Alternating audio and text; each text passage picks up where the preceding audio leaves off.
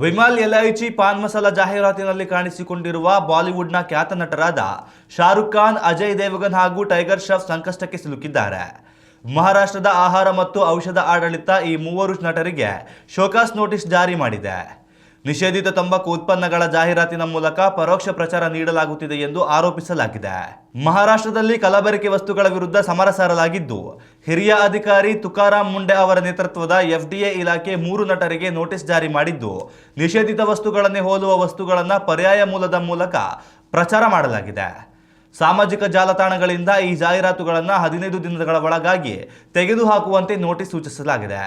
ಮಹಾರಾಷ್ಟ್ರದಲ್ಲಿ ನಿಕೋಟಿನ್ ಮಿಶ್ರಿತ ಪಾನ್ ಮಸಾಲ ಮತ್ತು ತಂಬಾಕು ಉತ್ಪನ್ನಗಳಿಗೆ ನಿಷೇಧ ಹೇರಲಾಗಿದೆ. ಆದರೆ ವಿಮಲ್ ಎಲ್ಐಚಿ ಜಾಹೀರಾತಿನ ಮೂಲಕ ಇದೇ ಕಂಪನಿಯ ನಿರ್ಬಂಧಿತ ಪಾನ್ ಮಸಾಲ ಮತ್ತು ಇತರ ತಂಬಾಕು ಉತ್ಪನ್ನಗಳನ್ನು ಪ್ರಚಾರ ಮಾಡಲಾಗುತ್ತಿದೆ. ಸದ್ಯ 3 ನಟರಿಗೆ ನೋಟಿಸ್ ಜಾರಿ ಮಾಡಲಾಗಿದ್ದು, ನಟರಿಂದ ನೋಟಿಸ್ ಬಂದ ನಂತರ ಮುಂದಿನ ಕ್ರಮ ಕೈಗೊಳ್ಳಲಾಗುತ್ತದೆ.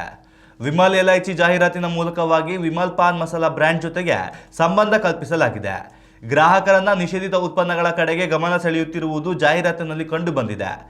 FDA ನೋಟಿಸ್ ಬೆನ್ನಲ್ಲೇ ವಿಮಲ್ ಎಲ್ಐಚಿ ಜಾಹೀರಾತು ಪ್ರಸಾರ ಬಂದ್ ಆಗುವ ಸಾಧ್ಯತೆ ಇದೆ. ಉತ್ತಮ ಸಂಸ್ಕಾರಯುತ ಶಿಕ್ಷಣದೊಂದಿಗೆ VSS English medium CBSE school Udupi Muddur. ನರ್ಸರಿಯಿಂದ 10ನೇ ತರಗತಿವರೆಗೆ ಶಿಕ್ಷಣದ ಜೊತೆಗೆ 5ರಿಂದ 10ನೇ ತರಗತಿವರೆಗಿನ ವಿದ್ಯಾರ್ಥಿನಿಯರಿಗೆ ಉತ್ತಮ ಹಾಸ್ಟೆಲ್ ಸೌಲಭ್ಯವೂ ಇದೆ. ನಿಮ್ಮ ಮಕ್ಕಳ ಪ್ರವೇಶಾತಿಗಾಗಿ ಈ ಸಂಖ್ಯೆಗೆ ಕರೆ ಮಾಡಿ.